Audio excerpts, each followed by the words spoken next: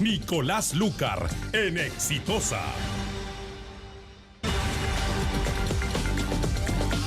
Buenos días a los que recién se unen a la sintonía de Radio Exitosa. Son las 10:12 de la mañana. Soy Nicolás Lucar.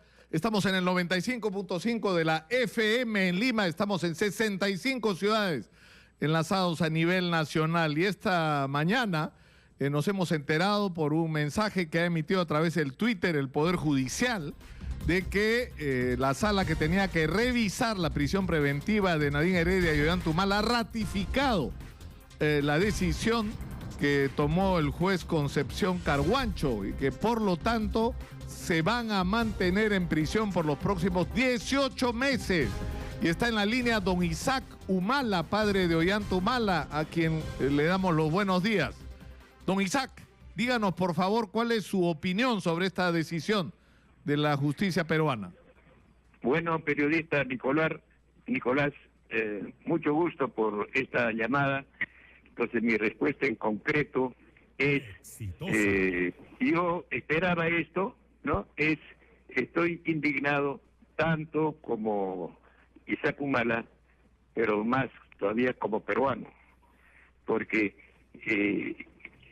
la situación jurídica real, ¿no?, del expresidente Ollanta es de secuestrado, porque no tienen competencia, ¿no?, los jueces de primera instancia ni los fiscales provinciales. Según la Constitución, la condición de expresidente es un título, porque según la Constitución anterior, ¿no?, el expresidente tenía la calidad de senador vitalicio. Al hacerse la nueva Constitución, cuando llegan a este punto, los legisladores, ¿no?, suprimieron la Cámara de Senadores, entonces el legislativo es unicameral. Y teniendo en cuenta que la Convención de 1956 de las Naciones Unidas establece que los derechos económicos, sociales y políticos que las sociedades del mundo han alcanzado, en sus futuras legislaciones no pueden menoscabarse, pueden mantenerse o mejorarse. Entonces, en 1956 establecen eso como derecho internacional. Y el Perú, en 1976 o 77, suscribe esa convención de las Naciones Unidas. En consecuencia, los legisladores del actual Congreso, cuando ven suprimida, ¿no?, la Cámara de Senadores, entonces los expresidentes constitucionales, no los de golpe de Estado, los constitucionales, los expresidentes constitucionales, ¿no?, perderían la vitalicialidad, la condición de vitalicios, razón por la cual, ¿no?, ahí se establece que los expresidentes, ¿no?, permanecen en las planillas activas del Estado. Ya, pero don Isaac, lo que quiere decir usted en resumen es que no podría, o sea, no tiene atribuciones la justicia sin el procedimiento previo del antejuicio constitucional en el Congreso. ¿Eso es lo que usted nos está diciendo? Eso es lo que estoy diciendo. O sea, está secuestrado porque los que lo han juzgado, ¿no?, los que lo están juzgando, no tienen competencia. Entonces la defensa debía plantear de un comienzo la excepción de incompetencia ante el mismo juez o contienda de competencia ante la Corte Suprema, porque según la ley, ¿no?, corresponde en primera instancia para los expresidentes el juez supremo menos antiguo, el más nuevo, y si hay necesidad de segunda instancia, entonces los vocales supremos menos antiguos ocupan los tres puestos, y como fiscal no puede... ¿Aló? Sí, acá estamos, ¿Aló? Lo estamos escuchando, don Isaac. ¿Qué pasó? Sí. Uy, perdimos la comunicación, no sé qué pasó. No sé qué pasó. Bueno, vamos a tratar de retomarla. ¿La podemos retomar inmediatamente o no? Estamos con Isaac Humala en la línea. Él sostiene que no tendría la justicia la atribución de procesar a Ollanta Humala en su condición de expresidente sin haber pasado antes por el mecanismo, por el procedimiento, por el protocolo del antejuicio constitucional. ¿Esto lo van a plantear ustedes, don Isaac? Bueno, yo no soy su abogado. Con mi hijo no me hablo desde hace como 3 años, pero estas cosas yo he planteado en las entrevistas públicamente en televisión y en radio. Y también el día que empezó, ¿no?, el juicio en primera instancia, ¿no?, yo llamé por teléfono y conversé con el doctor Pedraza y le dije que no permite el secuestro, que plantee la incompetencia ante el mismo juez o la excepción de la contienda de competencia ante la Suprema. Más que eso, y dije, debe usted plantear la excepción de fuero. Bueno, pero eso claramente no ha sido la opción de los abogados. Ahora, don Isaac, la señora Elena está con usted en este momento. Sí. ¿Y sería posible escuchar lo que ella tenga que decir? No, pues ella va a hablar pues de corazón como madre. Ya lo ha dicho cuando todos los días que visita a Ollanta en la cárcel, no le han entrevistado y está diciendo que tengan en cuenta a sus hijitos, o sea, mis nietos, y que se den cuenta que son padres de familia y sentencien con el cerebro y el corazón. Ese es el plan, ese es lo que corresponde pues, usted no lo ha visitado, a una señora. Usted no ha visitado, don Isaac, usted ha visitado a su hijo. Por eso, es otra cosa eso, no, eso no viene al caso. Lo que es trascendente para el país pone, ¿no?, en una situación de impresentable al Perú esta sentencia, porque corresponde pues a la Corte Suprema. El presidente de la Corte Suprema debía impedir esto, pero capaz también él ignora. Pero son delitos de función, ¿no?, que tiene que ver, primero el Congreso, tiene que, supongamos que lo detienen, entonces el policía no le puede enmarrocar, ¿no?, a un expresidente, no le puede meter el comisario al calabozo al expresidente, tiene que llevarlo al Congreso, o a la Comisión Permanente o al Congreso, entregar ahí. Entonces ya el Poder Legislativo establece qué es lo que tiene que hacer. Si hay que hacer una acusación, acusan en la Constitución en primera instancia en la Comisión Permanente, y de ahí puede apelar, ¿no?, al Pleno. Ese se llama antejuicio. Entonces el Congreso, en ejercicio de su potestad de vigilancia, de supervigilancia al legislativo, al ejecutivo, ¿no?, entonces le quita la calidad. Entonces pasa para ser procesado judicialmente. Está y claro. Pasa a la Fiscalía de la Nación. No va a bajar al fiscal superior ni al fiscal provincial. Entonces la Fiscalía pasa al Poder Judicial, ¿no? Y en el Poder Judicial, ¿no?, ninguna corte, ninguna de las salas, sino la Corte dispone, ¿no?, que se le abra un proceso. Nombra al Supremo menos antiguo para que lo procese como juez de primera instancia. ¿No? Ese es el fuero. Si no, en este momento, un expresidente del Perú está secuestrado como simple delincuente común y corriente, cuando lo que se le está imputando son delitos de función. Y esto funciona para todos los congresistas, incluso para el presidente de la Corte Suprema. Supongamos que lo cogen al doctor Duverly cometiendo un delito, ¿no?, infragante, le pone la policía. No puede llevarlo a la comisaría. Yo creo que está claro, don Isaac, yo creo que está clarísimo su punto de vista. Yo le agradezco mucho por habernos atendido, don Isaac Humala. Un segundito. Sí. Por dignidad, ¿no?, el presidente del Congreso, ¿no?, debe reclamar, ¿no?, su fuero. Está bajo su jurisdicción, ¿no? Y en caso de un expresidente de por vida, porque la vitalicialidad, ¿no?, que le corresponde por haberse suprimido su condición de senador vitalicio, ¿no?, entonces su condición de expresidente es un título que no puede derogarse como sugiere ayer por periódico el congresista Lescano, porque eso no es derogable. El Perú tendría que denunciar, ¿no?, su pertenencia, su adhesión al convenio de 1956 sobre derechos económicos, políticos y sociales. Exitosa. Muchas gracias. No, muchas gracias. muchas Estoy gracias. a disposición. Muy agradecido por periodista Nicolás Lucar, ¿no?, y exitosa. Muchas gracias. Muchas gracias a usted, don Isaac. Muy buenos días. Bueno, hemos escuchado a don Isaac Humala, está en los estudios de Radio Exitosa, Jorge del Castillo. ¿Cómo qué te presento, Jorge? ¿Cuál es tu condición ahora? No, yo ahora actualmente soy presidente de la célula parlamentaria aprista y portavoz del APRA en el Congreso. Ese es mi cargo. Y rebelde con respecto a la estructura actual de mandos del partido, ¿no? No, rebelde no. Es un tema que ya se resolverá en su camino, ¿no?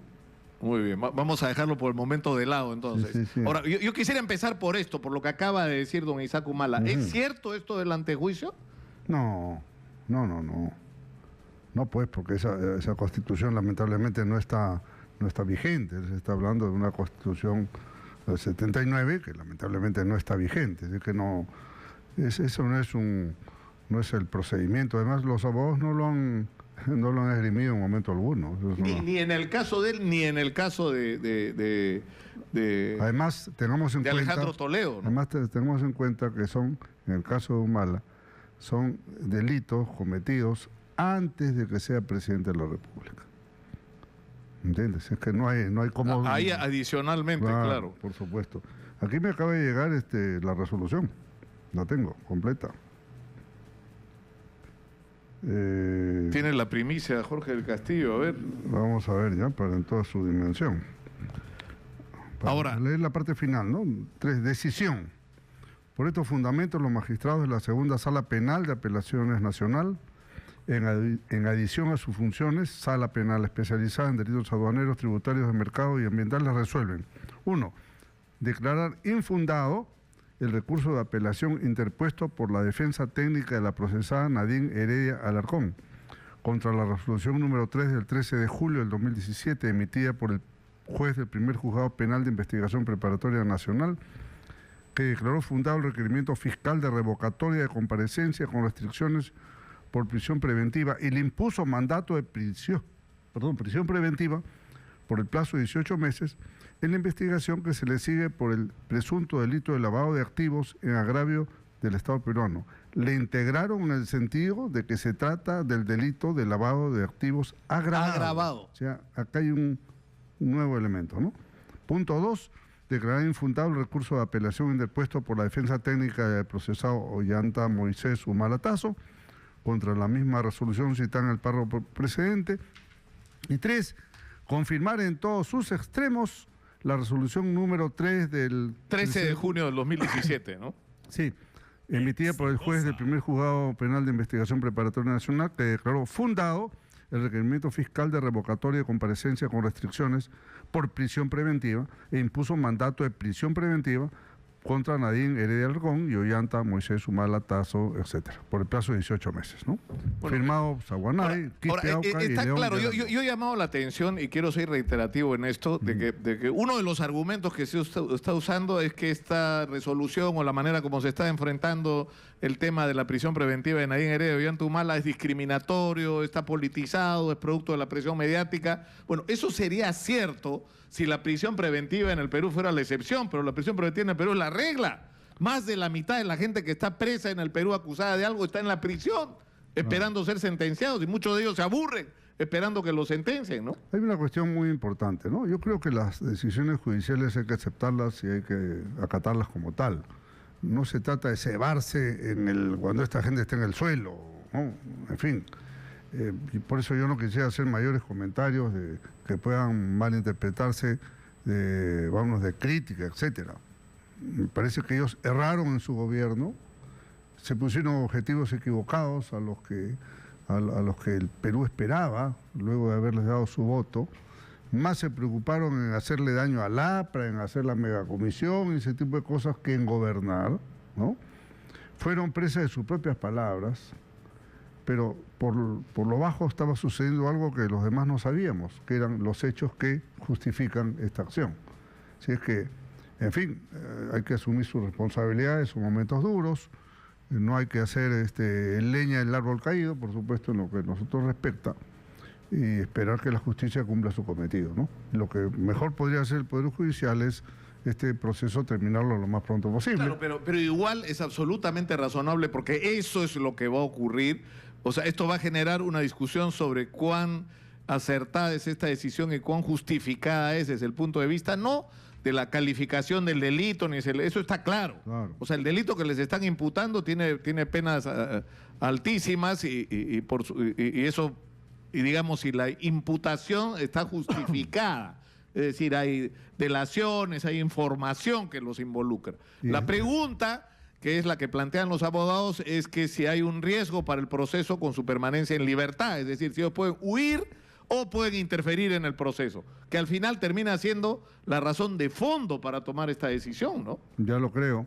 Y si bien ellos habían permanecido en el país, creo que ese intento del trabajo en Suiza, ¿no?, denota una tendencia, digamos, ¿no? Una pretensión de decir, oye, de evasión o estar lo más cerca de la evasión posible. El anticipo ilegítimo de sus propiedades. O sea, había una serie de actos preparatorios que uno lo podría hacer pensar, oye, mañana se mete en una embajada y chao, ¿no? Además, creo que no había claramente una prohibición de salir del país tampoco. Entonces, ¿qué es lo que ellos han dicho, no? Lo que los abogados dicen, ¿por qué no les pusieron medidas más extremas de restricción? Pudieron haberlo hecho también, pero en fin, la sala ha tomado esta decisión, ¿no? Inclusive cuando dice lavado de activos agravado, como no le he leído completa todavía, no sé en qué consiste, pero le está poniendo un argumento adicional, ¿no? Lo cual hay que tomar muy en cuenta y será materia de análisis, ¿no? Ahora, habíamos concertado originalmente esta entrevista para discutir sobre don Pésimo, que se supone que soy yo, claro, y don Optimista, que se supone que es Jorge del Castillo. No tanto, sino que las últimas veces que nos hemos visto, Nicolás, estabas en contra de todo, por eso. Pero en contra de todo, ¿no? Estaba en contra de la clase política, que es totalmente diferente. Es que ahí generalizas, pues, y ahí está el error, ¿no es cierto? Y creo que nos podemos poner de acuerdo fácilmente. Es como si yo generalizara, todos los periodistas son así. No. Cada uno es como es, ¿no? Claro, pero uno tiene que hacer, porque lo que yo estoy tratando de reclamar en la discusión, y lo que te agradecería, Jorge, es que vayamos a la pausa y regresemos después para hablar de este tema. Encantado. Es que acá algo ha fallado. Y voy a hacer el resumen de introducción para entrar a la discusión después de la pausa. Cuando empezó esta política económica que todos saludan hoy en día, porque ya no sé si vale la pena contar cuál fue el origen, cuando Mario Vargas Llosa del Movimiento Libertad propusieron hacer lo que se está haciendo hace más de 25 años en el Perú, todo el mundo se le tiró la yugular, incluyendo ustedes, que después aplicaron esa política cuando estuvieron en el gobierno. Pero en fin, lo cierto es que se ha aplicado una política económica de apertura del mercado, de promoción de la inversión, etcétera. Ya conocemos las características que ha permitido índices de crecimiento importantes, ¿no es cierto?, que ha permitido que un sector de la sociedad se incorpore a la clase media, que se mejore en algún nivel los índices o se superen en algún nivel los índices de pobreza, y donde se supone que dejábamos de lado al Estado como empresario porque era corrupto e ineficiente, y que el Estado se iba a dedicar a resolver los grandes problemas nacionales que le competían en su condición de tal. El problema es que al final de 2 décadas y media, y de haber tenido índices de crecimiento importantes y notables en relación a la situación de no solo del continente, sino del mundo, tienes la peor educación del mundo, una de las peores saludes, no solo del planeta, de los sistemas de salud, tienes una infraestructura que está 30 o 40 años atrás, tienes un sistema judicial que patea 1 millón de expedientes de un año a otro por falta de recursos, tienes una crisis de inseguridad generada, entre otras cosas, por la falta de recursos de la policía, ¿no es cierto?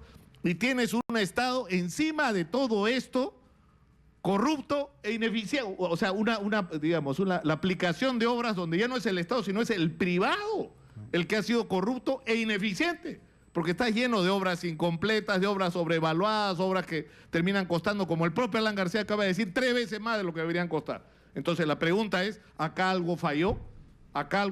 Y esto tiene que ver con todo este fenómeno de corrupción que ha atravesado todos estos años. De eso vamos a hablar tras la pausa. Encantado. Porque eso es lo que yo creo que hay que primero reconocer, porque si no partemos de reconocer no lo vamos a corregir. Regresamos con Jorge del Castillo, don Pésimo versus don Optimista. Volvemos. Estamos con Jorge del Castillo en los estudios de Radio Exitosa, la Sala Penal Nacional, la segunda Sala Penal de Apelaciones Nacional acaba de resolver o se ha notificado la resolución, una resolución de 57 páginas que suscriben los vocales Aguanay, Calcín, Quispe, Aluca y León Yarango, declarando infundada la solicitud que han presentado Nadine Heredia y Ollanta Humala para que se modifique la prisión preventiva. ¿Eso qué quiere decir? Que van a enfrentar en los próximos 18 meses el proceso que se les sigue por lavado de activos, que según esta sala es agravado en prisión. Jorge del Castillo está con nosotros, como ya lo dijimos, y teníamos una discusión pendiente porque dijo que ya era don Pésimo, que yo todo lo veía mal. Sí. Y yo creo que no. Yo creo que hay que, o sea, que tenemos que partir de reconocer una realidad cruda. Permíteme, creo que es un debate inteligente y respetuoso y especialmente docente para la gente, ¿no es cierto? Yo no refuto las deficiencias que estás comentando, en lo absoluto. Que el Perú siempre puede haber avanzado más, es verdad. Que ha habido deficiencias en los gobiernos, es verdad. Pero también ha habido aciertos y avances. En un gobierno, pues, no todo es malo, como no todo es bueno, ¿no? Como en la vida, como en las personas. Hay aspectos positivos y negativos. Negativo es, por ejemplo, un quebrantamiento constitucional, es una cosa negativa. Pero dentro de eso pueden pasar cosas positivas, sí, claro que sí. Y viceversa. Tú puedes vivir en una democracia perfecta, pero puede haber deficiencias de otro orden, ¿no es cierto? Entonces, yo lo que critico y donde circunscribo el pesimismo que has demostrado últimamente, es cuando tú quieres meter en la misma bolsa a todo el mundo, ¿no? Claro, y eso no es decir, justo. alguien tiene que ser responsable de esto, pues, Jorge. No puede ser que tú tengas al final de 25 años una educación que es de las peores del mundo, tengas un sistema de salud colapsado, donde no hay gasas, donde no hay el sistema primario de atención, simplemente colapsó. A ver, vamos por partes simplemente colapsó. Entonces, y una crisis de inseguridad en la que tenemos, y nadie es responsable, o es responsable el gobierno de turno, ¿no? Si hay responsabilidades, ¿cómo no va a haber? El tema es el siguiente. Si nosotros en el Perú, los comunicadores, que son líderes de opinión, Nicolás Lúcar es un líder de opinión, hay otros líderes de opinión. Entonces, si nosotros damos una visión pesimista, oye, ¿sabes qué? Todos los políticos son unos tales por cuales. O son corruptos, o son ineficientes, o son incompetentes, o son todo lo malo que tú veas. Entonces, la gente dice... todos casi todos. Es que dice, si esta es la democracia, entonces prefiero la dictadura. Y yo supongo que tú no prefieres la dictadura, supongo que prefieres la democracia. Pero ahí, ¿no ahí es donde empieza. Entonces, la pregunta es ¿cuán democrática es nuestra democracia, pues, Jorge? Perdóname, cuando uno desacredita un sistema de gobierno, en general, está cometiendo un graso error, porque está induciendo, está señalando contrario sensu, entonces mejor vámonos a un gobierno autoritario. Y el gobierno autoritario ya sabes cómo terminan en un mar de corrupción, mira, yo te digo, en violación de derechos humanos. No, el problema que tienes es mucho más serio, porque ya estás en un mar de corrupción y lo que te está ocurriendo son cosas tan graves como que tienes una protesta social, ¿no es cierto?, de maestros que según los dirigentes del Comité Ejecutivo Nacional del SUTEP están manipulados por Sendero Luminoso. O sea, estás aceptando una realidad gravísima que te está ocurriendo en las narices. Entonces, a lo que yo voy es a lo que tratamos de advertir cotidianamente acá. Si nosotros, los que estamos a favor de la democracia, no hacemos algo porque la democracia merezca el nombre, nos van a pasar por encima, Jorge. Bueno. A ustedes, a los periodistas, a la libertad de expresión y a todos. Entonces, y tú dices, ya, tenemos un sistema democrático, pero los partidos son clubes electorales, pues se reúnen cuando hay elecciones y desaparecen el resto del tiempo. Bueno, no es nuestro caso. No hay democracia interna en los partidos, la gente no se siente representada, o sea... Mira, en el APRA habrá 1000 dificultades, pero no puedes decir que es un club electoral. Es un partido que se faja y mucha gente se sacrifica permanentemente con o sin elecciones. Y ha habido etapas en que no había ninguna posibilidad de haber elecciones y estábamos ahí. Aquí... pero tienes que reconocer, tú mismo has sido protagonista en las últimas semanas, ¿no?, de denuncias de falta de democracia interna. Tú me estás dando la razón. Y me ratifico en eso, pero eso no quiere decir que tengo que desaparecer la institucionalidad ni se me ocurre dividir a mi partido. No se me ocurre. Yo no soy del Frente Amplio, soy del APRA. Entonces, nosotros ya buscaremos acuerdos y soluciones, pero estamos ahí. Y cuando se trata de cuestiones que hay que definir, atacar o asumir una posición, lo hacemos unitariamente, como lo hemos hecho anoche en el caso venezolano, por ejemplo. Entonces, en los últimos años, ¿el Perú ha avanzado o no ha avanzado? Claro que ha avanzado, por supuesto. Hoy día tenemos mejores vías de comunicación, hoy día tenemos mejores telecomunicaciones, más gente tiene agua potable, más gente cuenta con electrificación. El Perú avanzó. Hemos reducido pobreza, digo, hemos como peruanos, no solamente en nuestro lapso de gobierno, que fue quizá donde más se redujo, pero en general, hoy día, en los últimos 20 años, se ha reducido la pobreza pues, a la mitad por lo menos a la mitad. Falta mucho más, por supuesto que falta mucho más, pero eso no lo vamos a resolver con unas formas distintas a la vía democrática, porque sería incurrir... Mirémonos en el espejo de Venezuela. No, pero es que justamente eso, o sea, yo creo que la discusión no puede reducirse a que tenemos que optar entre un régimen democrático y un régimen dictatorial. Estamos discutiendo qué tipo de democracia es la que queremos construir. Es decir, no puede, pero nosotros, por ejemplo, acá en la radio hemos insistido en que tú tienes que hacer una ley de partidos donde no le puedes pedir a unos 700.000 firmas y a otros permitirles que sobrevivan sin tener ni un local funcionando. Estoy de acuerdo contigo. Por ejemplo, o que los partidos tengan que tener efectivamente una vida permanente, o sea... Pero eso se refuerza, eso se llama institucionalidad, lo que tú estás demandando, y tienes toda la razón del mundo, y yo estoy de acuerdo con eso. Pero eso no lo vamos a consolidar ni lograr si en una radio importante como esta existe una persona como Nicolás Lucar donde dice que todo está mal. Porque entonces la gente, la juventud... Pero no digo, pues... Déjame terminar la idea. La interpretación. Déjame terminar la idea. Entonces la juventud dice, caramba, ¿yo qué hago ahí?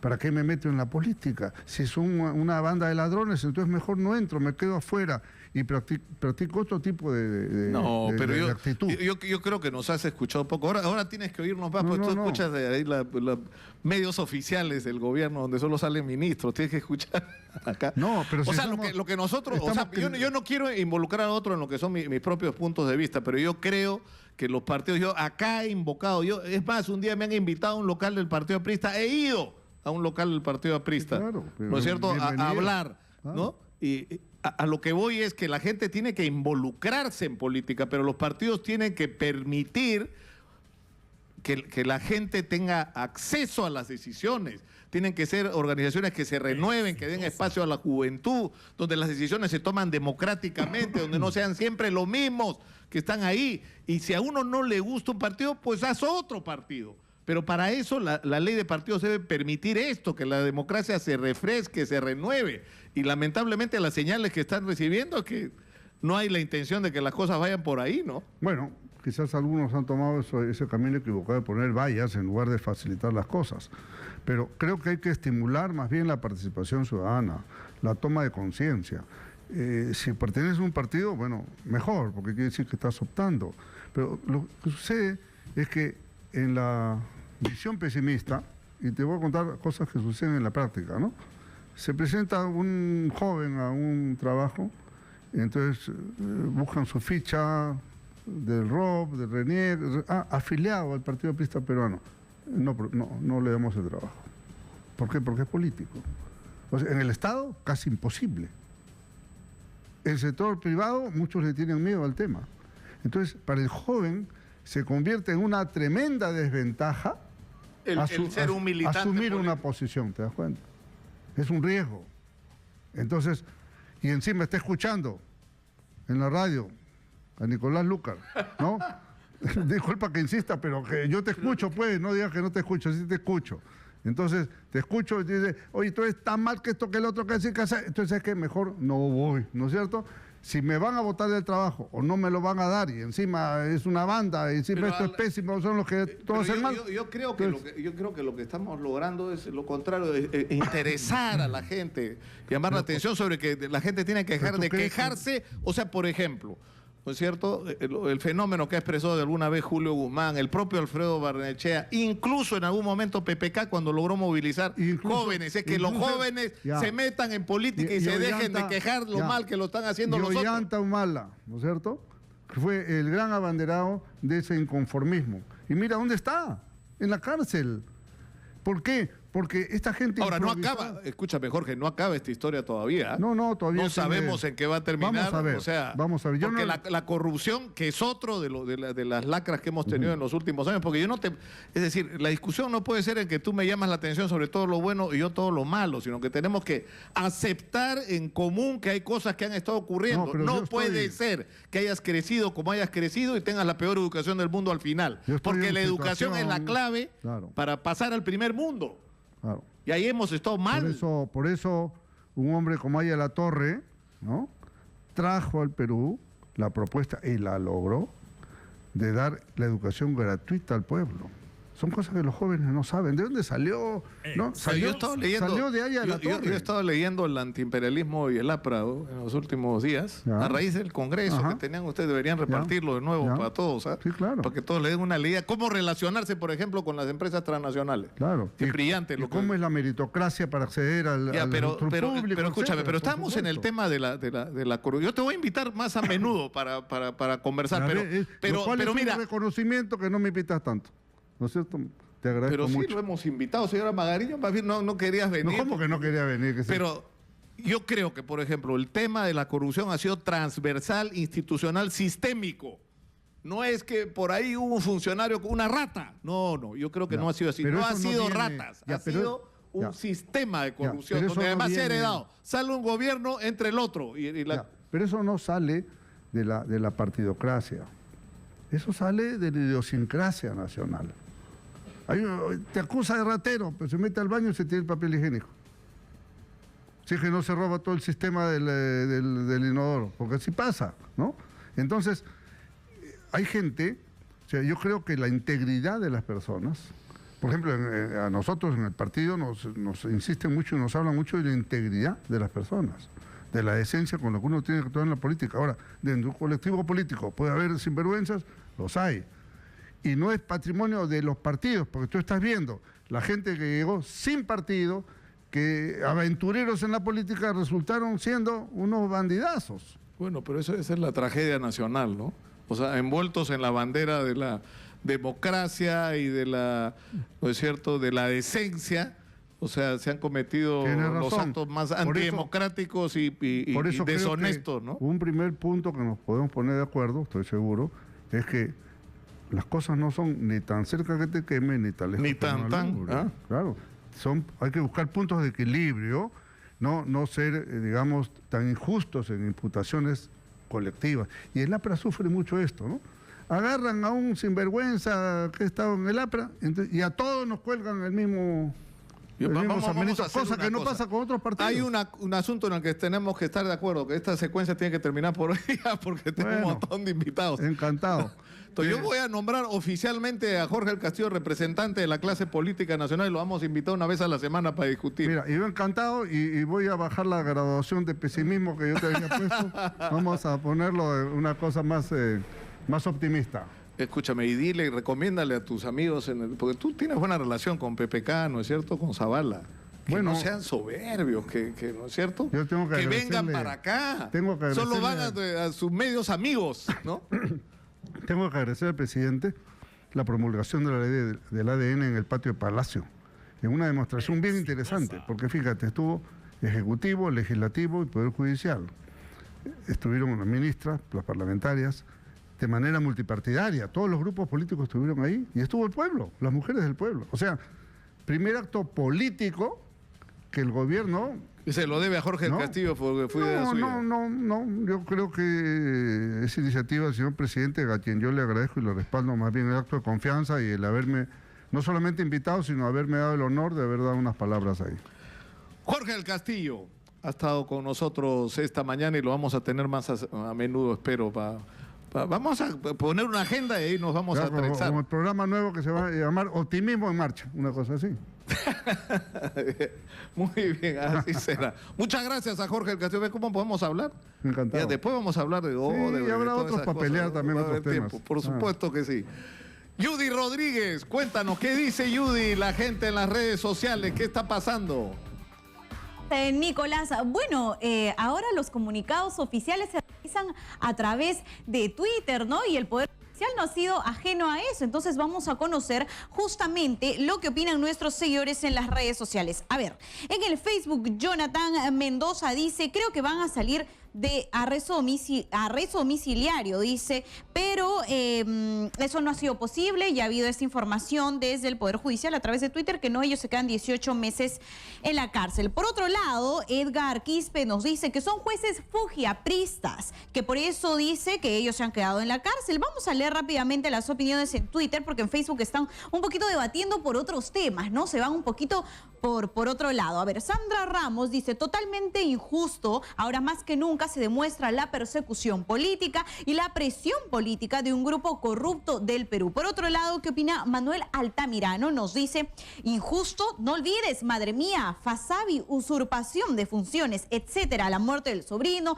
el odio con el que gobernaron, inolvidable, faltan sus cómplices. Menciona, ¿qué opina Hernando Sejami? Nos dice, mala noticia para los clientes y abogados que criticaron la prisión preventiva, tendrán que evaluar si pagan honorarios por adelantado. Menciona, vamos a ver qué opina Alexander Díaz. Dice, si para la Fiscalía del Perú y la Sala recibir dinero de Odebrecht en campaña es delito, ¿para cuándo ordena la prisión preventiva contra Keiko y contra AG? Se pregunta nuestro seguidor.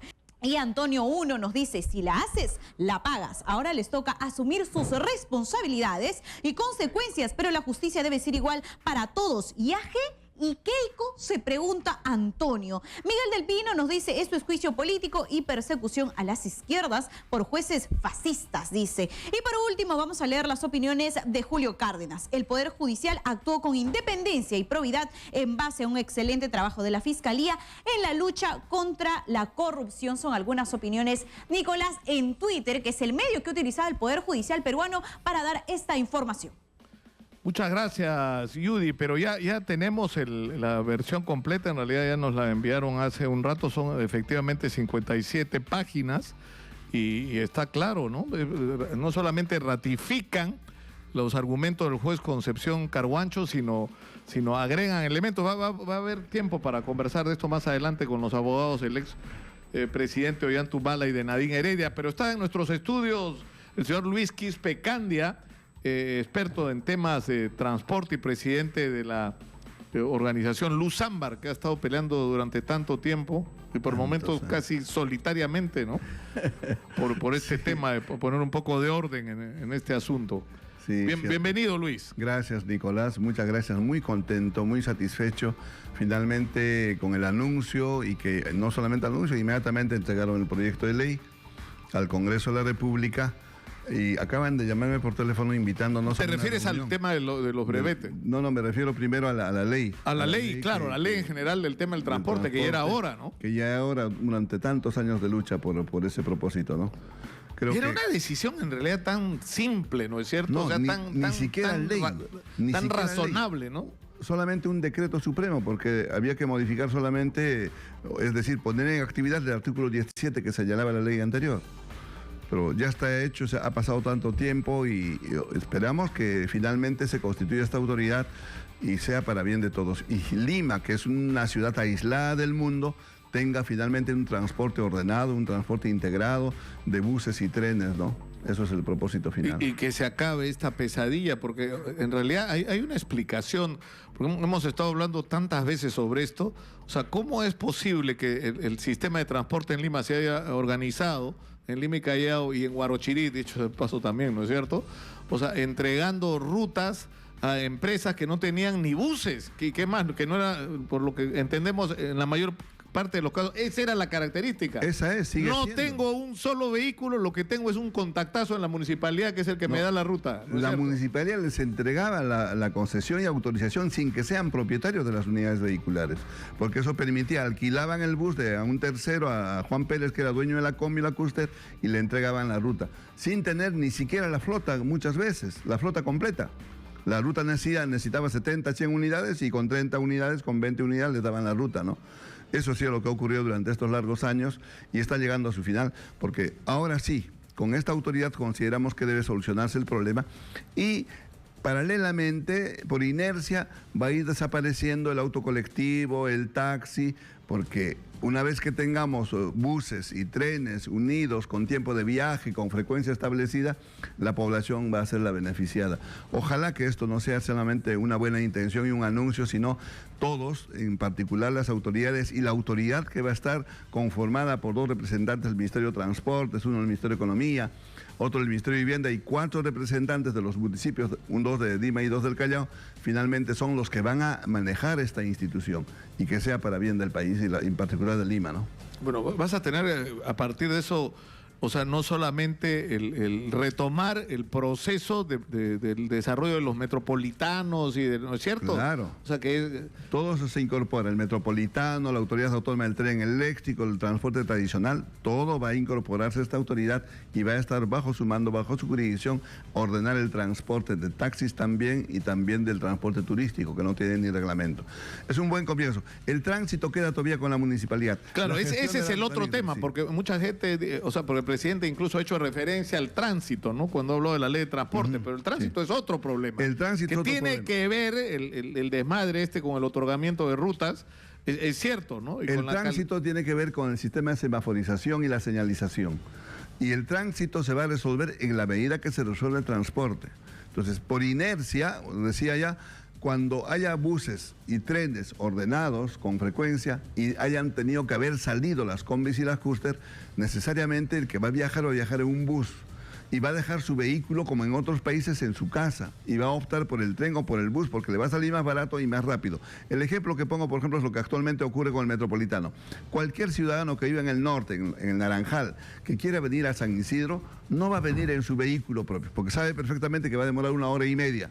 Tiene el Super Expreso que lo trae en 25 minutos. Ningún taxi puede hacer en ese tiempo de Naranjal a San Isidro en 25 minutos. Y lo tenemos con el Super Expreso. De modo que a manera de eso tendremos en toda la ciudad unido a los trenes. Pero todavía estamos lejos de tener. Apenas se está empezando la ruta 2 de metro. Son 6 rutas de metro. Tendrían que estar implementados, por supuesto, todos los trenes, todas las rutas y todo el sistema de buses para que finalmente tengamos ya toda la ciudad. Claro, además atendida, eso ¿no? te va a obligar a un manejo más razonable de los recursos, porque esto de lo que hace rato venimos hablando, ¿cómo es posible que la línea 2 del metro te cueste pues 6.000 millones de dólares? Hasta Eso. ahora, porque va a costar más. Claro. ¿No? Va a costar más con todos los incidentes que hay en el camino sobre las demoras y todo lo demás. O sea, es absurdo que te gastes ese dinero en resolver ¿no? el problema del 5%, porque ¿cuánta gente va a transportar ese tren? El tren, O el metro la 2. línea 2 de metro por lo menos debería llegar a transportar diariamente 400, 500 mil pasajeros por día, ¿no? Al comenzar. Ahora, la idea es que tengan más coches, como la línea 2, por ejemplo, está transportando 350 pasajeros. La 1, perdón, 350, pero no tiene más coches, debería tener más coches. Esperamos que el próximo año le incorpore más y está en camino. De modo que una vez que tengamos todo eso puede mejorar. Algo importante también, esta ley está declarando como servicio público el transporte. Eso no decía la anterior ley. ¿Eso qué implica? Implica que el Estado puede subsidiar. Como está subsidiando el tren, puede subsidiar ahora todo el transporte en buses o en trenes y eso va a hacer que el precio se estandarice. Entonces sí se puede hacer un pasaje integrado. Tanto el servicio como el costo del pasaje va a poder ser integrado por todos por igual, ¿no? Ahora, el otro tema que ha hecho noticia en los últimos días es el del brevete, ¿no es cierto? El de la simplificación. Así es. Porque ¿cuál era la situación hasta este anuncio del ministro Yufra? A ver, en nuestro país, vamos a decirlo muy rápidamente su historial. Hasta el año 95, la norma solamente decía 3 clases de licencias, A1, A2, A3. A1 profesional, A1 particular, A2 profesional y A3 profesional especializado. ¿Qué requisitos? un examen de conocimientos, examen médico y como nivel académico decía solamente saber leer y escribir, nada más. En el año 2006 nosotros hicimos un estudio en 500 conductores para establecer el perfil del conductor y nos habíamos informado que en otros países habían escuelas de conductores. Entonces planteamos la necesidad de que deben crearse escuelas de conductores profesionales para profesionalizar los conductores. Nosotros planteamos que debería ser 6 ciclos académicos o 4 ciclos académicos como cualquier profesión de mando medio. Pero esta iniciativa, cuando sale la ley, porque la ley solamente dice créase la escuela de conductores, en el Ministerio de Transporte sale el decreto supremo 040, en el que se le dice 150 horas de capacitación y se exige quinto de secundaria como valla de nivel académico y los otros exámenes, ¿no? Esto, al crear la escuela de conductores, se confiaba que estas escuelas iban a funcionar, como en otros países, pero lamentablemente se distorsionó. Se convirtió en un fabuloso negocio. Hay más de 200 escuelas de conductores en el país, 59 en Lima, y de ellas han sido clausuradas más de la mitad por actos de corrupción. Claro, por la simplemente tú pagabas y le dan y te dan el certificado sin haber... con el que le exoneran el examen de conocimientos. Ya no dan examen de conocimientos. Los conductores que tenemos del 2010 al presente, la gran mayoría, sin equivocarme, de repente el 90%, no ha pasado por ningún curso, simplemente ha comprado el certificado y ha sido exonerado del examen de conocimientos. Esa es una de las razones del caos que hay. Pero eso es gravísimo, porque eso ¿qué quiere decir? Que la gente que está conduciendo buses y camiones es gente que no está... absolutamente enterado. Entonces, lamentablemente, este decreto supremo en esa parte está nuevamente, primero postergando hasta diciembre la posibilidad de que estas escuelas sigan entregando el certificado, porque con otro decreto supremo en el 2016 ya se había puesto límite, que no entreguen certificado, solamente una constancia, y que todos, el 100% tiene que ser sometido a un examen en un centro de evaluación. Y eso no se puede implementar todavía hasta ahora porque no hay centros de evaluación, aparte del que tenemos en Lima, el Turing y alguno más que en los gobiernos regionales. Y el escándalo del gobierno regional de Piura es una muestra en que lamentablemente hay funcionarios, malos funcionarios que están metidos en este tema y generan pues esta mafia para sacar licencia de conducir. Pero ¿qué más? En este decreto supremo que se ha modificado hay algo también interesante que creo que es plausible y está muy bien el criterio. En adelante la licencia de conducir particular A1 se va a entregar por 10 años porque se había reducido a 8. Inclusive una idea nuestra, porque en una conversación planteamos la iniciativa de que debería entregarse por primera vez solamente por 1 año, pero ellos pusieron 2 años. Eso, por ejemplo, ya se eliminó, ahora son por 10 años. ¿Pero por qué la idea de 1 año? Porque en otros países se entrega por 1 año por primera vez, por 2 años por segunda vez y por tercera vez recién le dan la licencia de conducir profesional, para que a los jóvenes o los que tienen por primera vez una licencia de conducir se les pone algunas vallas, no pueden ir a mayor velocidad, no pueden incurrir infracciones, etc. Pero eso se ha retirado y lo que se ha puesto es que para revalidar, para renovar su licencia de conducir, ahora ya no se necesita examen de conocimientos, sino solamente el examen médico y ya no de conocimientos. Eso también nos parece preocupante. Debería seguir habiendo el examen de conocimiento para que cada cierto periodo el conductor pero se supone que si tú has cumplido con haber pasado por el examen ya no necesitarías pasar otra vez, ¿no? Pero es el caso. O sea, lo que sí es importante es el examen de salud para ver si estás en condiciones. Claro, eso sí está muy bien. Pero, es que, psicológicas, de visión, ¿no es cierto? Nicolás, el problema es por lo que acabo de decir. Si los que han sacado el 90% han sacado sin haber asistido a ningún curso de capacitación, pues estamos diciéndolo a ellos, sigue igual, no te capacites. Y algo peor, el Reglamento Nacional de Tránsito, que es donde están nuestras obligaciones y derechos como conductores, ha sido modificado 38 veces desde el 2001 al presente. Entonces, cada cierto tiempo el Ministerio de Transportes modifica el reglamento y nadie está enterado. Entonces, creemos que si no es esta alternativa, pues bueno, hay que empezar por lo menos mirando al futuro. Debe incorporarse como un curso obligatorio el curso de seguridad vial, el curso del Reglamento Nacional de Tránsito en las instituciones educativas, y de esa forma por lo menos van a estar informados desde tierna edad. No, por lo menos para los profesionales, claro, ¿no? Ser más estrictos para... Sí.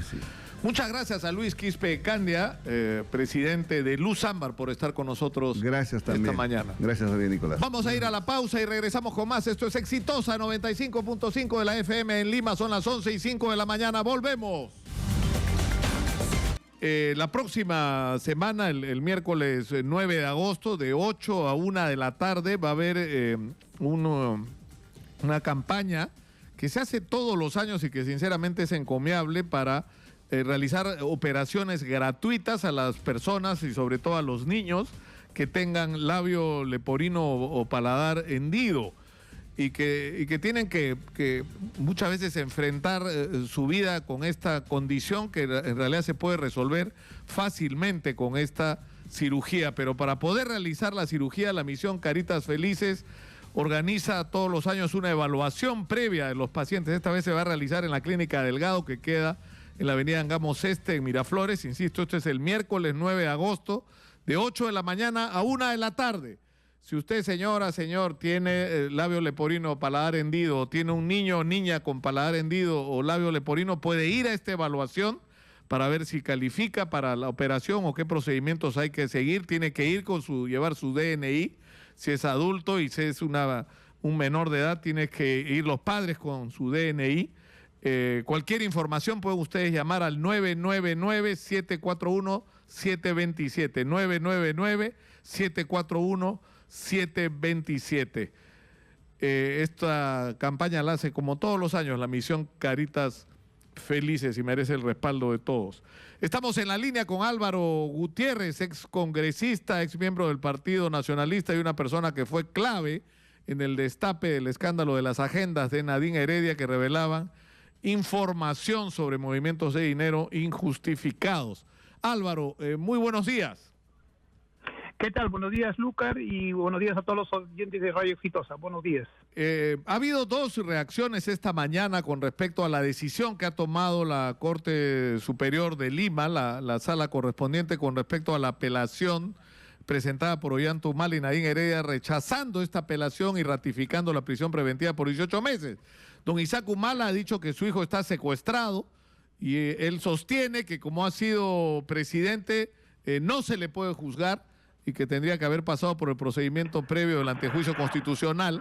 Y los abogados de Nadine Heredia dicen que esta decisión no está ajustada a derecho, que según ellos no hay ningún elemento que acredite que existe riesgo procesal, es decir, que existe el riesgo de que vayan a fugar o vayan a interferir en el proceso, el hecho de que ambos estén en libertad. Creemos que no debemos tomar como una persecución política lo que está sucediendo en este momento a la expareja presidencial de Ollanta Humala y Nadine Heredia. Lamentablemente los delitos que han cometido los señores los cometieron antes de que sea presidente Ollanta Humala. Eso hay que dejarlo bien en claro y que los oyentes de Radio Exitosa sepan que él está en la cárcel justamente por los delitos que cometió antes que él fuera presidente de la República. Todavía no se ha comenzado a juzgar ni a investigar los delitos de corrupción durante su gobierno. Estamos hablando sobre los delitos de lavado de activos que se han encontrado dentro de las agendas de Nadine Heredia, escrita por ella, y yo creo que las imputaciones están ahí, las imputaciones existen, los $3 millones los recibieron, se los dieron, no los pusieron a un partido político, sino se los pusieron a su bolsillo para comprar bienes y para poder gastar en lo que ellos quieren. Lamentablemente eso es lavado de activo, eso significa delito, eso debe entender la opinión pública, que eso es un delito, pero creo que debemos ahora dejar que las investigaciones, el procedimiento de los 18 meses, que seguramente van a servir para que no puedan ellos tampoco ser unos posiblemente prófugos como Alejandro Toledo y Eliana Carr. Entonces yo creo que las medidas están tomadas para que se pueda cautelar por el bien del país y por el bien de la justicia peruana que estén los 18 meses de la detención preventiva. Creo que todos van a salir, seguramente los familiares, los amigos más cercanos, a defender algo indefendible, algo que lamentablemente ellos han cometido con sus propias manos y con sus propios hechos, y que lamentablemente tenemos que dejar que la justicia sea para todos iguales. Es decir, ¿tú consideras que esta medida es justa? Que esta medida lógico, es acertada. Pero yo creo que no solo yo, sino que si ahorita hacemos una encuesta, creo que el 100% de peruanos están con esa medida. ¿Por qué? Porque ya hemos tenido de ejemplo a un expresidente prófugo, que ahorita está prófugo, Alejandro Toledo, buscado por la justicia para que responda sobre 2 delitos. Y lamentablemente esto también podría haber sucedido con la expareja presidencial Ollanta Humala y Nadine Heredia. Entonces no tenemos que decir que no podía haber sucedido. Todo puede suceder, porque yo creo que se va acercando el momento del juicio, se va acercando el momento de la sentencia, donde sí van a ser sentenciados por 10 a 15 años, cualquier ser humano tendría miedo y se pondría en reparo a fugar del país, porque nadie va a esperar que me metan preso por 15 años. ¿O no es así, Lúcar? Cualquier persona lo haría. Entonces yo creo que para poder cautelar todo eso, las medidas están bien tomadas y lamentablemente, a mí me da mucha pena, pero lamentablemente los delitos los han cometido Narín Heredia y Ollanta. Lo que sí quiero decir y dejar en claro, ya no hagamos leña sobre el árbol caído. No nos debemos distraer sobre solo en ellos. Ahora hay que comenzar, porque para esta determinación de la detención preventiva ha sido fundamental las agendas. Significa que las agendas ya son tomadas como una prueba fundamental para el juicio oral que van a tener el expresidente y la señora Narín Heredia. Y donde también muchas personas están dentro, vinculadas en el lavado de activos, porque figuran dentro de las agendas. Y queremos que también se investigue a todos ellos y se vincule por el delito y también vayan presos. Bueno, eso es lo que tendría que venir, ¿no es cierto?, a partir de que se presente formalmente la denuncia penal y se inicie el juicio. Yo le agradezco mucho a Álvaro Gutiérrez por habernos atendido esta mañana. Muy gentil, Álvaro, como siempre. Gracias, Lúcar. Gracias. Muchas gracias. Y estamos en los estudios de Radio Exitosa con la señora Zoila Cotrina, y es presidenta de la Federación de Enfermeras, que ha anunciado que inician una huelga el lunes, ¿no es cierto? Así es. Buen día, Nicolás. Muchas gracias por la oportunidad de dirigirnos a toda la población, a las enfermeras y en especial al gobierno. Nosotras las enfermeras estamos iniciando una huelga nacional indefinida a partir del día lunes 7 de agosto. Y esto obedece a una serie de necesidades que tenemos en el sector salud, principalmente el presupuesto que tiene que ver con la garantía de la prestación de servicios a la población a través del CIS, la nueva escala remunerativa para los profesionales de salud, el equipamiento, la infraestructura y la provisión de medicamentos oportunos y adecuados para tratar a los pacientes que así lo requieran.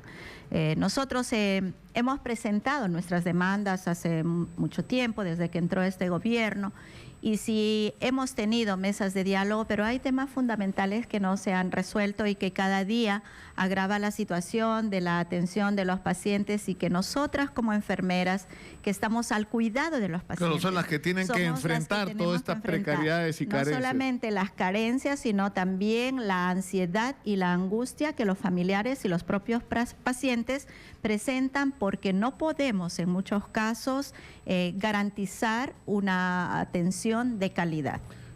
Zoila, yo le agradecería que me permita interrumpir un momentito. Vámonos a Piura, donde está Fidel Quintana, que tiene información de último minuto sobre lo que está ocurriendo allá. Fidel, adelante, por favor.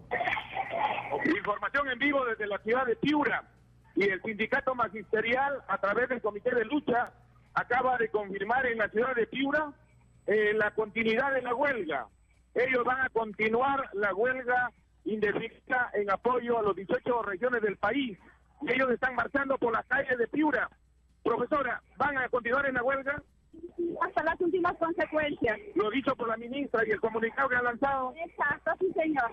De todas maneras, continúan en huelga. Continuamos hasta las últimas. Reiteramos entonces la continuidad en la huelga a través del sindicato magisterial que marcha por las calles de Piura. Aproximadamente unas 10 cuadras de profesores que están en estos momentos recorriendo las principales calles de nuestra ciudad.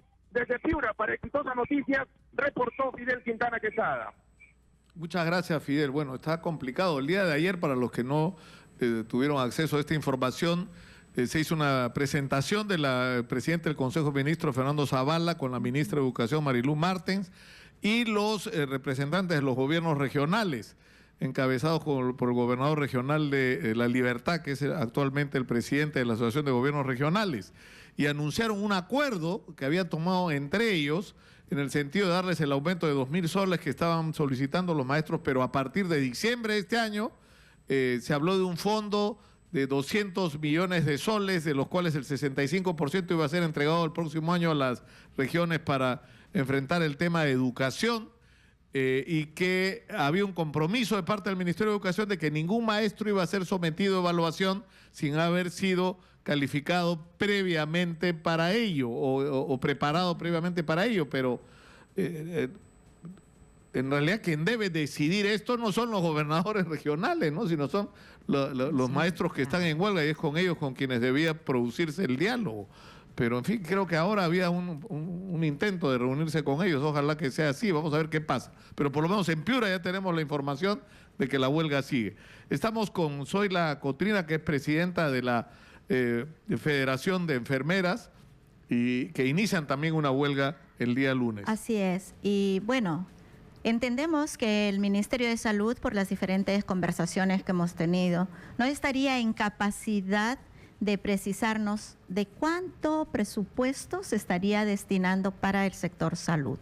Entonces, para nosotros es primordial saber con cuánto se va a trabajar el próximo año, si se está preveyendo el número de profesionales de enfermería para la atención de los pacientes, porque la carga laboral que ahora tenemos es de 20, 30, 40 pacientes por enfermera, que ya resulta inhumano poder garantizar la atención a los pacientes. Hay enfermeras contratadas por servicios de terceros y que no tienen ningún derecho, ni siquiera derecho a salud, ni siquiera están incluidos en el seguro integral de salud, porque por el hecho de tener un sueldo que va de 800 a 1.200 soles, quedan excluidas cuando la salud es un derecho humano, que por el simple hecho de ser persona, el gobierno debe garantizar para todos los ciudadanos. Y para ello tiene que haber el presupuesto necesario para cubrir estas demandas y que la condición laboral en el sector público esté sujeto a las normas legales vigentes. Nosotros tenemos ahora distintos regímenes laborales y que precisamente se dio una reforma en el 2013 para que se estandarizara con una sola norma de trabajo para todos los profesionales. Eso no se ha dado, seguimos teniendo terceros, CAS y con sueldos muy dispares, que no está valorando realmente el trabajo, la capacidad, la competencia técnica y la formación profesional que tenemos las enfermeras, porque hoy más que nunca se exige que tengamos también especialidades, y como recién se está implementando a través del Ministerio de Salud la formación a través del residentado para especialistas enfermeras, la demanda y la exigencia que tenemos en las instituciones la tenemos que cubrir nosotros con nuestros propios recursos. Entonces, esta situación de precariedad en la provisión de servicios debe cambiar, que el mobiliario donde nosotros atendemos a los pacientes no puede continuar en condiciones cada vez más deprimentes. Tenemos, por ejemplo, los veladores en los hospitales llenos de óxido, incluso perforados, agujereados, donde se albergan cucarachas. Y que si nosotros vamos a un hospital, de pronto vamos a la cocina, vamos a encontrar allí también este tipo de insectos que son una fuente de contaminación en un hospital. Entonces, para nosotros es urgente de que se prevea el presupuesto para estos temas. Ahora, y que es increíble cuando uno los escucha. Bueno, yo he tenido la oportunidad de visitar algunos hospitales, de ir, y las condiciones son tremendas realmente, y uno se pregunta cómo es posible que hayamos llegado, porque es como que el paso del tiempo no ha significado un progreso, sino simplemente deterioro, ¿no? Así es, porque también tenemos que ser conscientes de que las gestiones que se han venido dando no han sido exitosas. Y que, como siempre decimos, estamos en un país donde tenemos un índice de corrupción altísimo. Si nosotros tenemos funcionarios que están gestionando, gerenciando una institución, también tenemos que ver el sistema o el proceso de rendición de cuentas. Si nosotros no hacemos ese balance de cuánto de lo que tú gastaste lo has gastado adecuadamente, óptimamente, y está beneficiando a la población a la que tú estás proveyendo servicios, entonces tú no eres un buen gestor, porque lo que nosotros vemos en algunas instituciones es que los presupuestos también se usan repetitivamente para cambiar pisos, y cuando vamos a los servicios de hospitalización encontramos que incluso los baños donde el paciente debe utilizar para su cuidado personal, las duchas están oxidadas, las llaves están malogradas, las puertas están totalmente deterioradas, y que muchas veces el personal técnico y el personal de enfermería tienen que colocar una manta, una sábana, para de alguna manera proteger la individualidad del paciente, la intimidad, que es propio de cada uno y que debe ser preservada, ¿no? Entonces, estas situaciones no deben continuar en nuestro país. Lo que está en discusión, y eso lo hemos escuchado al doctor Godofredo Talavera cuando ha hablado de las motivaciones de la huelga en el caso de los médicos, pero ahora tenemos médicos, obstetras, y a esto se va a sumar ahora la huelga de enfermeras, ¿no? Es que lo que está en discusión no es solamente un tema de honorarios, sino un tema de las condiciones insostenibles en las que está, ¿no es cierto?, nuestro sistema de salud. Trabajo, condiciones remunerativas, la infraestructura, incluso, mire, hemos llegado a extremos de que en una sala grande donde uno tiene 5 o 10 pacientes, tiene un solo fluorescente para atender. Esto también es un riesgo para la vida del trabajador. Nosotros tenemos una ley de salud y seguridad del trabajo y que considera varios aspectos para proteger al trabajador y al usuario. Sin embargo, esto no se cumple óptimamente. En algunas instituciones los directores dicen no hay presupuesto para esta ley, cuando la ley exige que los funcionarios deban proveer los recursos para garantizar la salud y seguridad. ¿Qué hacemos, por ejemplo, cuando un profesional o un técnico tiene que trasladar a un paciente y una camilla tiene las garruchas o una cama totalmente deterioradas? El sobreesfuerzo que se hace produce problemas musculoesqueléticos, que a la larga va a llevar a que el trabajador tenga problemas de salud con la consecuente carga de descanso laboral y costo para el Estado y también para el trabajador y profesional, y que va en desmedro de su familia también, del empobrecimiento del mismo trabajador, porque se supone, si yo gano 2.300 soles y estoy con descanso, después de los 20 días ya no me paga el Estado, me paga el seguro y no me paga el 100% de lo que yo ganaba como trabajador. Entonces, siempre hay un gran riesgo para el trabajador en el sector salud cuando las condiciones no son adecuadas, la infraestructura y el equipamiento no son adecuados, cuando, por ejemplo, tenemos pacientes que requieren oxígeno y tenemos un manómetro que es el que gradúa el oxígeno, y tenemos que compartirlo con 2 pacientes. No se garantiza la concentración adecuada del oxígeno para el paciente. Cuando no tenemos respiradores para el trabajador, para el paciente, para el familiar, cuando ingresan a un ambiente que puede haber agentes contaminantes, mascarillas, guantes, mandilones.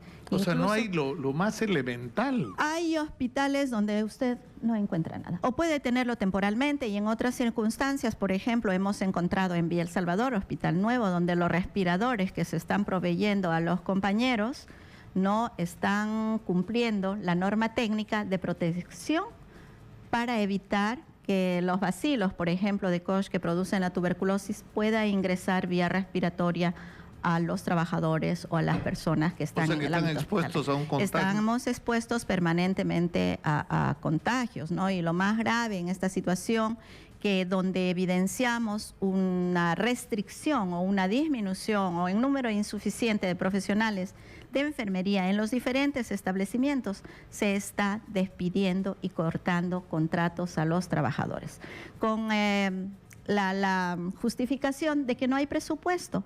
En Villa El Salvador, volviendo allí, porque es un hospital nuevo, inaugurado con el gobierno pasado, y podríamos decir de los que se ha garantizado la conclusión de la construcción, se está ahora pretendiendo recortar las remuneraciones al personal técnico, por ejemplo, que ellos ingresaron ganando 2.500, ahora les han dicho ya no los vamos a contratar con 2.500 sino con 2.000 soles. Entonces nosotros nos preguntamos qué es lo que ha pasado. ¿Será que los costos de vida en nuestro país han bajado para que justifique que un trabajador se le pueda reducir el sueldo, cuando en realidad estos cambios en contrato deben ser para mejorar las condiciones?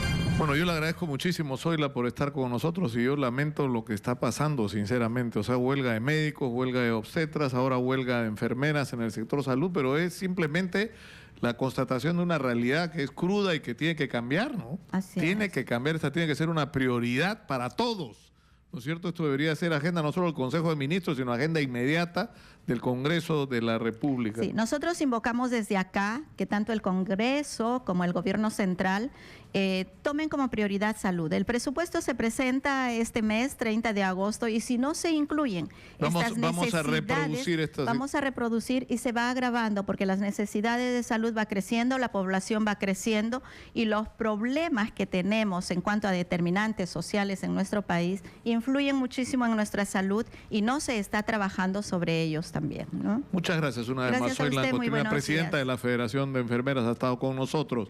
Y estamos en la línea con Sofía Gallegos, que está en el penal de mujeres de Chorrillos. Adelante, por favor.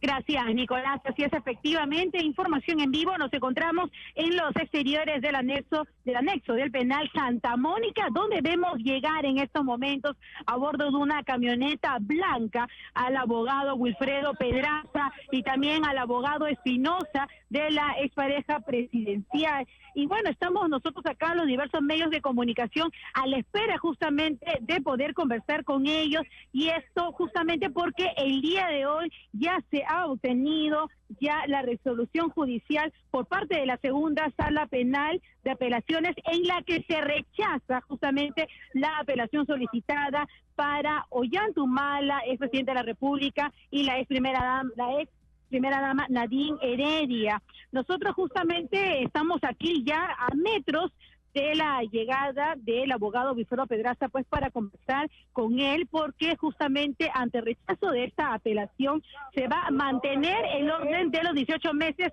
de prisión preventiva para ambos. Vemos en estos momentos bajar entonces al abogado Espinosa y también pues ya estaría bajando en instantes al abogado Wilfredo Pedraza. Vamos a retornar en segundos, minutos, para poder conversar con abogados y tener la declaración. Adelante contigo, Nicolás.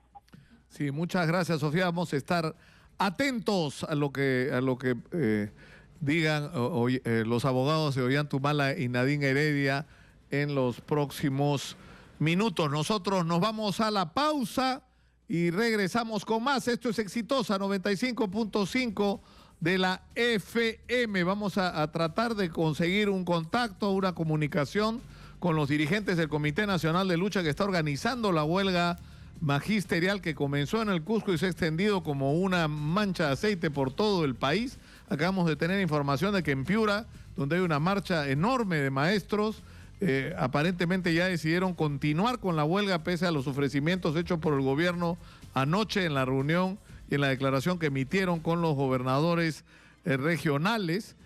Pero vamos a ver qué dice la coordinadora esta, que es la organizadora de la huelga. ¿Cuál es la postura que van a tomar? Vamos a la pausa, regresamos con más. Y ayer me encuentro en la puerta de acá de la radio con Jimmy Caya, viejo amigo, poeta y maestro que está participando en la Feria Internacional del Libro, y yo quería conversar con él, pero antes, Jimmy, bienvenido, si lo permites. Sofía Gallegos está en la puerta del penal de Chorrillos. Adelante, Sofía. Bien, Nicolás, nosotros continuamos pues en los exteriores del anexo penal de Santa Mónica. Doctor, por favor, si nos podía brindar detalles en relación ahora, ¿qué estrategia van a tomar la expareja presidencial? Saliendo de la visita, conversamos, por favor. Bueno, hemos podido escuchar algunas partes de las declaraciones del abogado Wilfredo Pedraza, quien confirma pues que va a brindar mayor detalles a su salida. En estos momentos ingresa ya a este penal en compañía también del abogado del expresidente Ollantumala, del doctor Espinosa. Él se va a reunir en estos momentos con la ex primera dama Nadine Heredia y de esta manera pues darle a conocer esta noticia de la cual ha sido rechazada esta apelación. Así lo ha anunciado la segunda sala penal nacional. Vamos a volver en instantes con más detalles de esto. Informó Sofía Gallegos, Exitosa Noticias. Muchas gracias, Sofía. Y decía que vamos a estar a la expectativa de qué es lo que dice y qué posición van a tomar con respecto a su situación. Nadine Heredia y Ollantumala a través de sus abogados. El día domingo, a las 7:30 de la noche, en el Auditorio Blanca Varela de la Feria Internacional del Libro, va a presentarse la antología del poeta marginal del fango, de Jimmy Caya. Y yo, ¿por qué lo he invitado? Porque no es una figura poética esta del fango. El fango es el barrio donde Jimmy Caya ejerce como maestro. Así es. Hace 33 años ingresé a la carrera de educación pública, al sector público. Nunca he llegado tarde, nunca he faltado, pero a la hora de exigir mis derechos o hacer una huelga he sido uno de los primeros en encabezar esta lucha. Ahora, Jimmy, ¿cuánto ganas tú después de 33 años de maestro? Después de 33 años, 3 maestrías, un doctorado, un postdoctoral, estoy ganando, saco líquido, 1.350 soles. Eso es lo que yo gano al O sea, es mes. lo que recibes al final de los descuentos. Al final de los descuentos. Y los profesores cesantes, jubilados, sacan 400 soles al mes. Es un sueldo miserable. Pero la huelga que estamos desarrollando, y que dicho sea de paso, hay una coordinadora nacional de lucha, vamos a evaluar esta situación. Ya Piura está por la continuación. Nosotros queremos un diálogo franco, sincero, que la ministra se siente con nuestros dirigentes y que lleguen a un acuerdo, que se firmen actas, ¿no? Porque no vaya a ser que sea promesas. Ya estamos cansados de promesas. Ya estamos cansados que al maestro se nos engañe. Ya estamos cansados en que la ministra de Educación solamente coordine con el CEN Nacional del SUTEP, que responde a Patria Roja, y que dicho sea de paso maneja 2 direcciones en el ministerio, directa o indirectamente: la Dirección de Desarrollo Docente y la Dirección de Secundaria. Eso es lo que tiene Patria Roja en el Ministerio de Educación, y que nosotros lo sabemos. Ahora, ellos han dicho, los dirigentes del Comité Ejecutivo Nacional del SUTEP, que, dicho sea de paso, para entender este tema de la huelga, ¿no es cierto? O sea, la Dirección Nacional del SUTEP no está de acuerdo con la huelga, no avala esta huelga, y lo que tienes es ¿cuántas regiones en huelga? Como 18.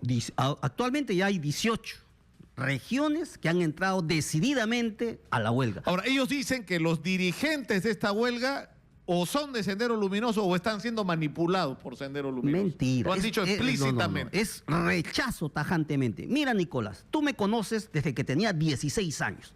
Yo le gano a Patria Roja las elecciones en el Callao, comité electoral controlado por ellos, la derrama y la propaganda controlada, y yo le gano limpiamente las elecciones. ¿Qué hacen ellos?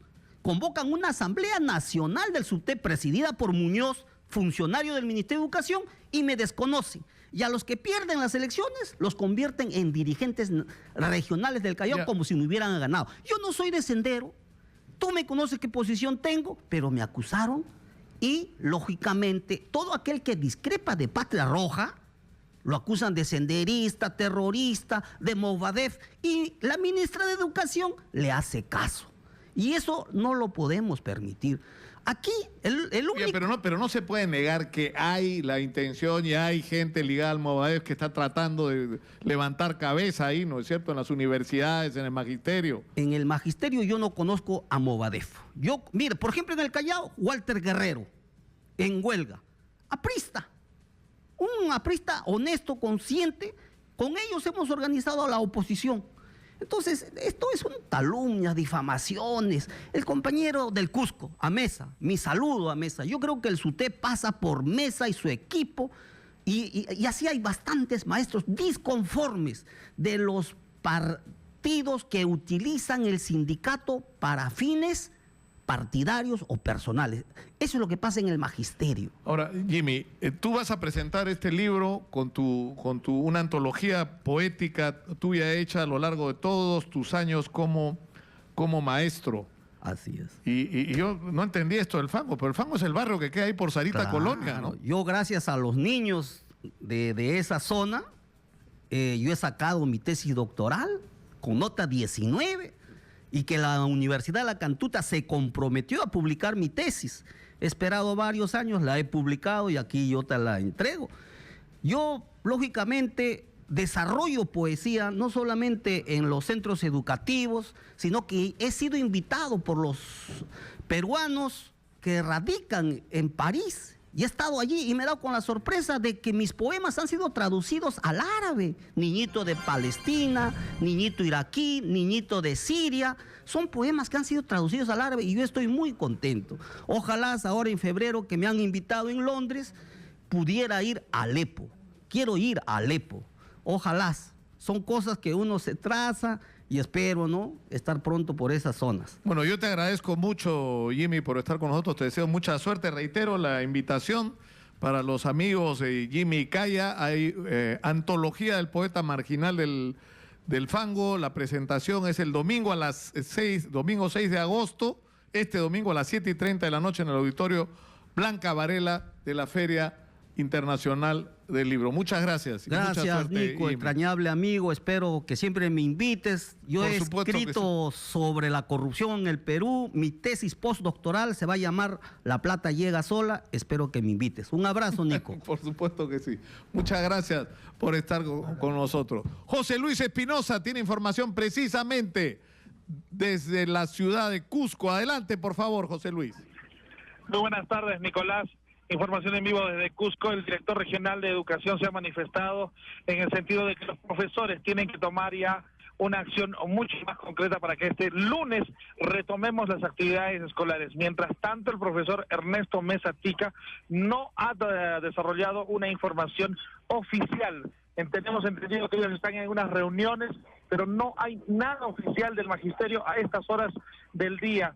No se ha identificado si están de acuerdo o están en desacuerdo completamente con la plataforma que se ha lanzado el día de ayer desde la presidencia del Consejo de Ministros. Mientras tanto, habrá que esperar para que los sectores como son las coordinadoras de padres de familia sí han aceptado el hecho de que ya esta medida, esta acción, sí ya reivindica de alguna manera al sector magisterial, y en tanto habrá que esperar lo que dice el profesor Ernesto Mesa Tica.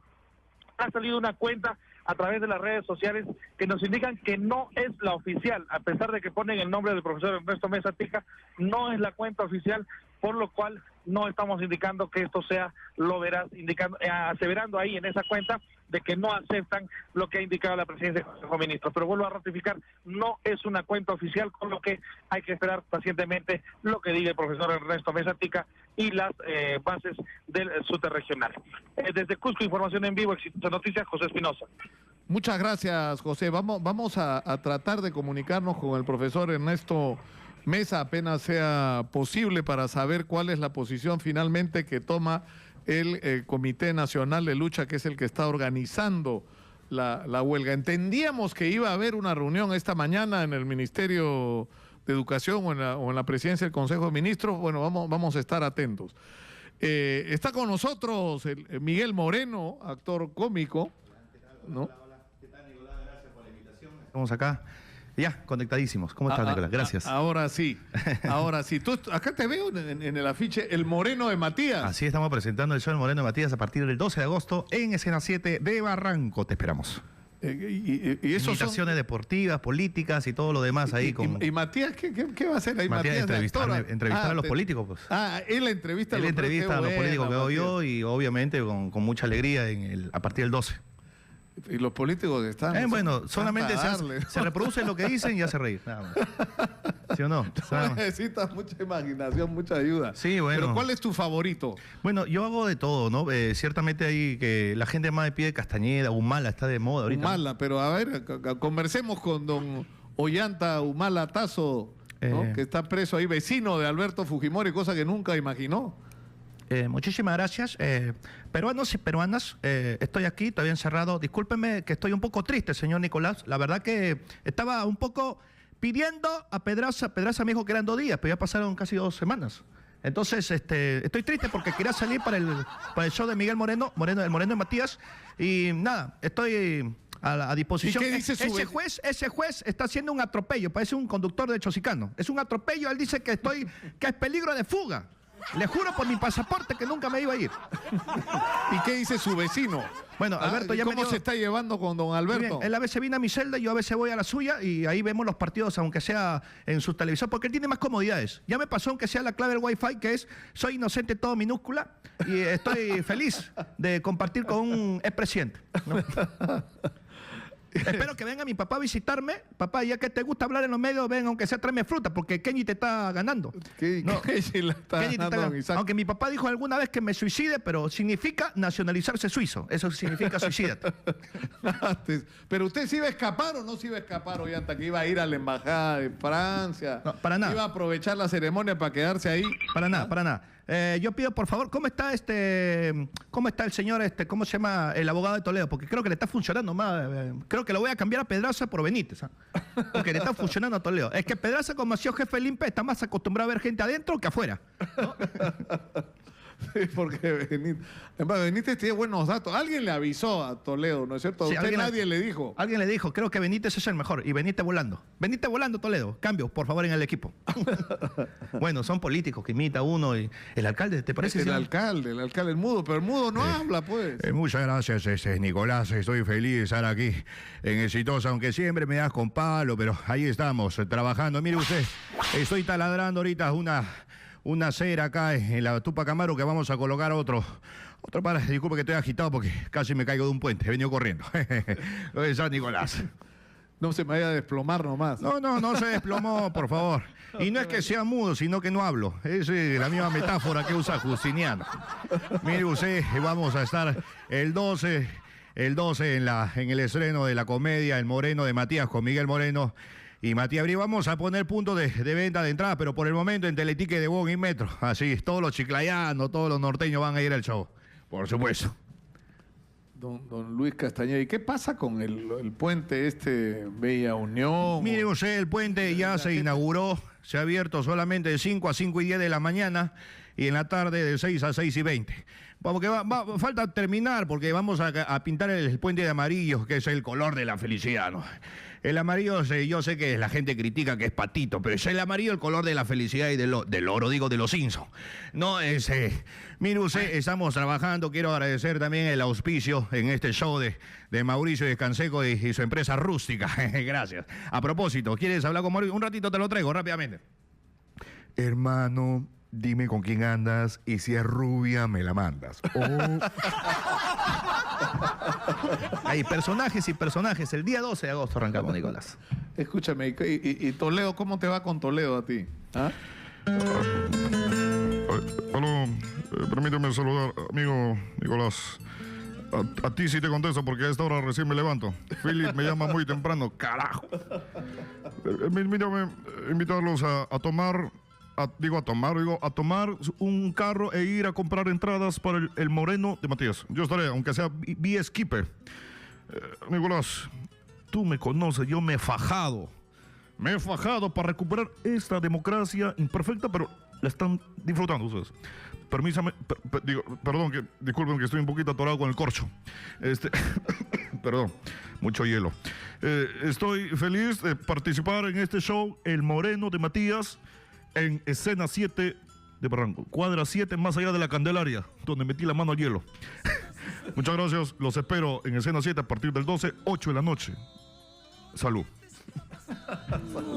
Escúchame, ¿cómo así cómo descubriste tú que tenías este talento para la imitación? El don es un don, obviamente nace contigo y nada, feliz yo de poder disfrutar de mi don y muchas cosas. Y Nico, pero lo hacías desde chibolo, sí, ¿no? de chibolo. Ah, bueno, mucha gente, nos hemos tomado fotos, pero caracterizados siempre. Claro. Hemos llegado apurado, me tomé una foto contigo hace tiempo de Farfán. Y bueno, con Jefferson, de Federico Salazar. Ahora lo estoy imitando a Philly Butter, pero no lo puedo imitar frente a frente porque siento que él es mejor que yo. Así que, nada, y Gonzalo también. ¿Qué tal? ¿Cómo está? Muy buenas tardes para todos. Evidentemente, hablemos de la selección peruana de fútbol. Aquí estamos. 2 de la tarde arrancamos con Juan Pablo, la producción general y todos mis mapes. JP y todos mis mapes, evidentemente. Todos mis mapes. De todas maneras. ¿Tú eres hincha de qué equipo, Nicolás? Yo de Alianza. De Alianza. ¡Alianza Lima! Dijo, Juan Gabriel prometió volver al Perú cuando campeón Alianza y murió. Increíble. Esperemos que Alianza campeone. Esperemos que le han puesto Alianza, le han puesto el cometa Halley, ¿no? Porque da la vuelta cada 1000 años.